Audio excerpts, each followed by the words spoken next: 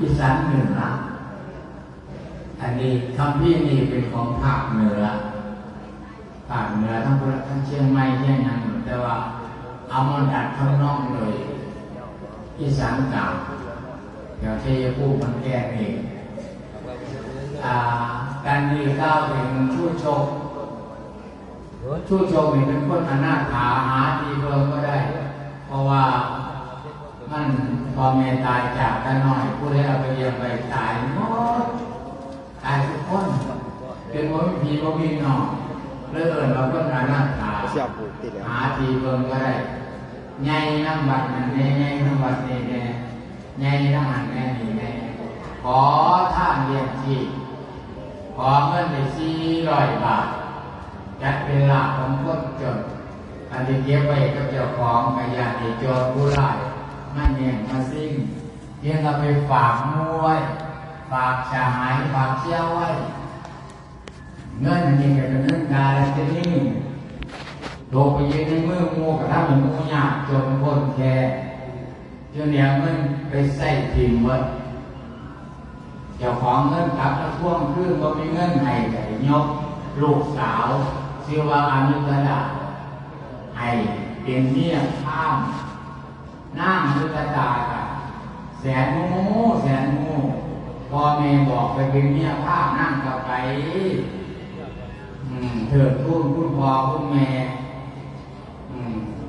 รักษาน้ำใจพ่อแม่ไว้พ่อให้พ่อแม่เสียใจบอกขัดขืนไปเป็นเมียข้ามตั้งนาตั้งตาตั้งใจปฏิบัติอุปถากโดยบ่รังเกียจเดียดฉันจนเป็นที่อิจฉาของหญิงชาวบ้านของข้ามชาวบ้านพวกข้ามทั้งหลายชาวบ้านอยากให้เมียเจ้าของปฏิบัติต่อเจ้าของคือกันกับนั่งมิตรตาปฏิบัติต่อข้ามแต่พวกเธอเห็นก็ได้เห็นก็ได้ก็เลยถือหัวตีหัวด่าผู้ลางคนตบตีกันเลือดตกยางออกเป็นเหตุในผู้ยิ่งแถวนั้นปรึกษากันว่ามันเป็นเพราะอิตาลีมาอยู่บ้านเฮาเนี่ยแหละมือที่เป็นไรมันหนีไปใส่พ่อมือเจ้าเขาไป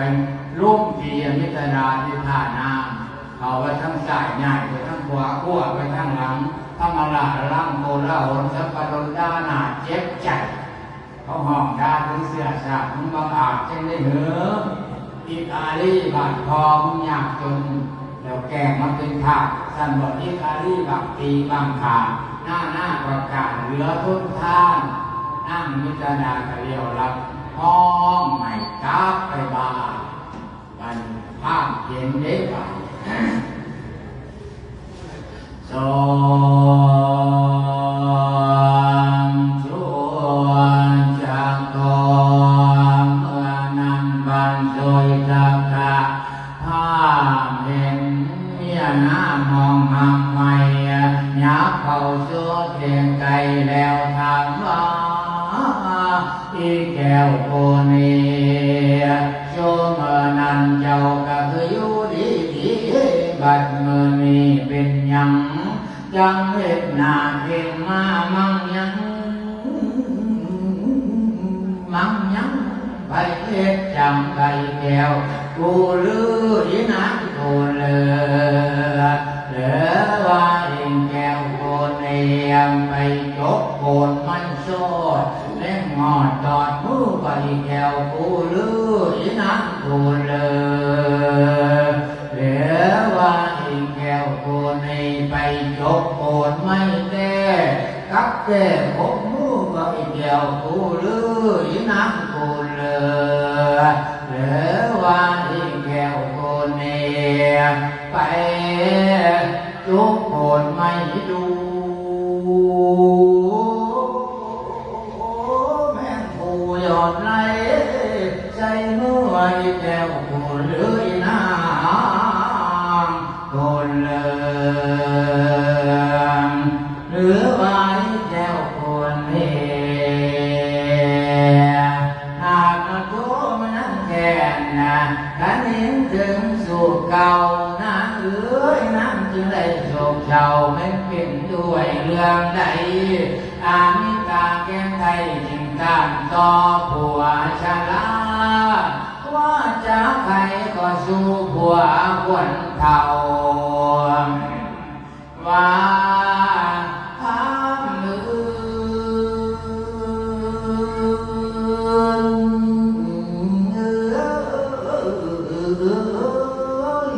อันเก่งแก็บนั่นกำก็ได้ต่อ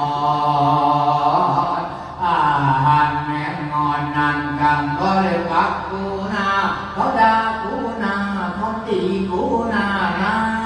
พังหน้าว่าเองหนึ่งนั่นมันจับแขนกูยอกแล้วชักมักก็กูยีนั่นกอดขอบของคนใส่กูนั่นก็หายหนึ่งนั่นผมแดงจอนจอกแล่เล่นดอกใส่กูนั่นก็หายหนึ่งนั่นนมย่านมันตีกะพันล้านกำพันบ้านเราคุณดังอักจงพูดจะไม่โอ้ยเขาเบิกคันไรเขาเอ้าจักเนาะเดี๋ยวคนมึง4 คนอยู่เป็นหนังแจกไม่พอได้เหลือล้นวงคนเขาดากูเนาะทั้งพวกที่มองผ่านจะเป็นบ้าดอกเรื่องยังเพื่อว่ากูนี่ไปตักน้ำเขาไปลุ่มขาตีกูอยู่เล่นทาเรื่องหน้ายกเขินมันดึงชื่นลาผมกูจะได้ทำลมจงผูกเป้ากับเพื่อนมานี่แล้วอยากมันเป็นแนวใดก็สร้างเป็นไปได้เป็นจังสิกูเสียเอิ้นเมื่อบานภูมิสถานบ้านพ่อแม่กูแล้วจำมันอยู่ยากแต่เสียเอิ้นบ้านบ่หวังไปแล้วละนะเต่าพัง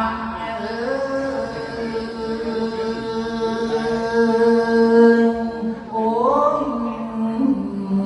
โอ้โอ้นอ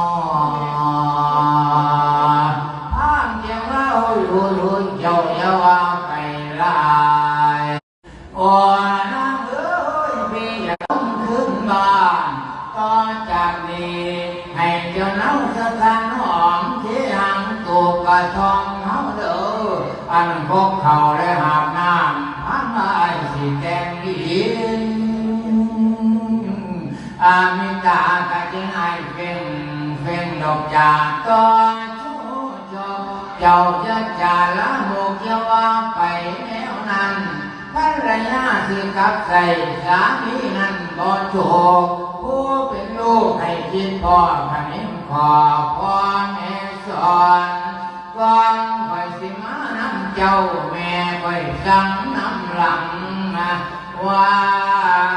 อามิตานาง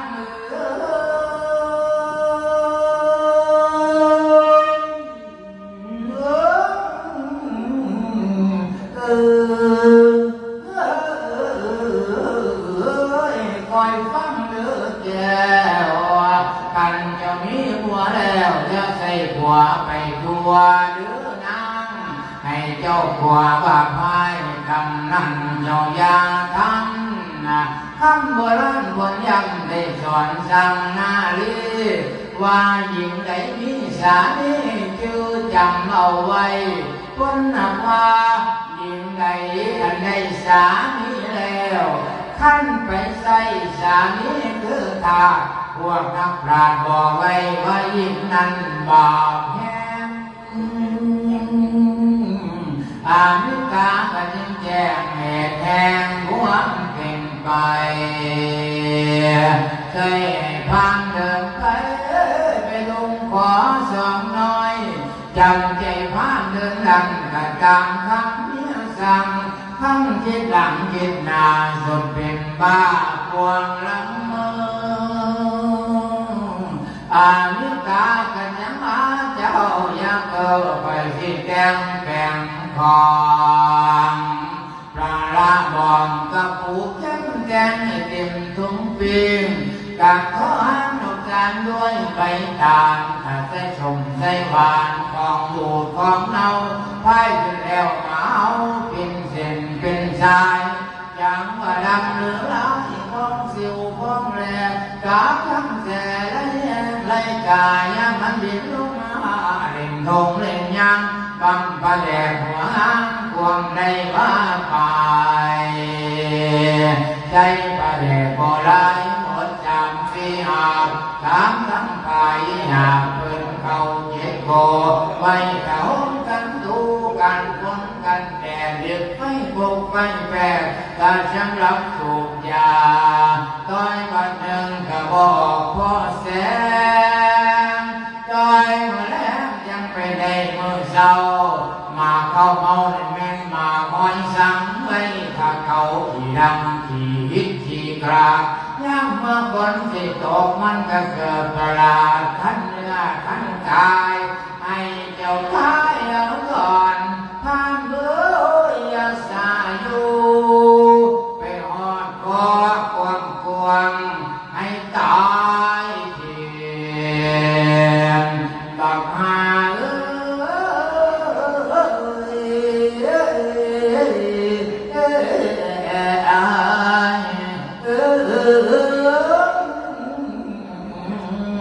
อีน้ำก่อยนี่ละแม่เอ้ยเพิ่นว่าตัณหาโหมบางจากประชาราชลดน้ำหุ่มหางกังบังไว้บ่อยเห็นเว้นแต่ผู้ท่านใดก็บรรลุอาริยะยังบ่มัวเมากามกิเลสเริ่มกระบวนล้อ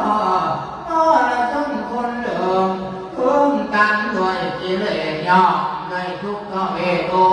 เมาด้วยกิเลสกาม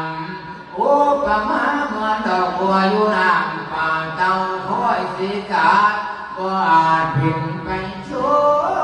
รับสู่เรียนใดโอ้ประมาพันเท่า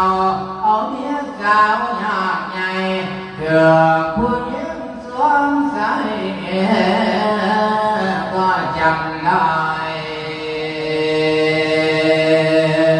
ต้องหางนางดอกนาสัทธา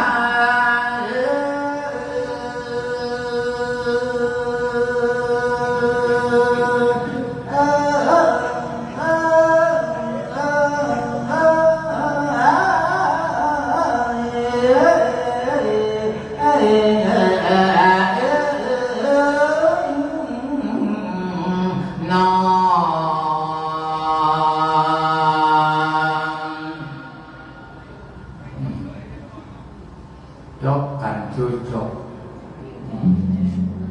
ออกมาสองตาเมื่อยเรียบร้อยออกจากเศร้าแหล่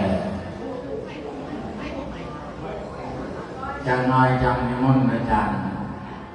นนทกรถึงมา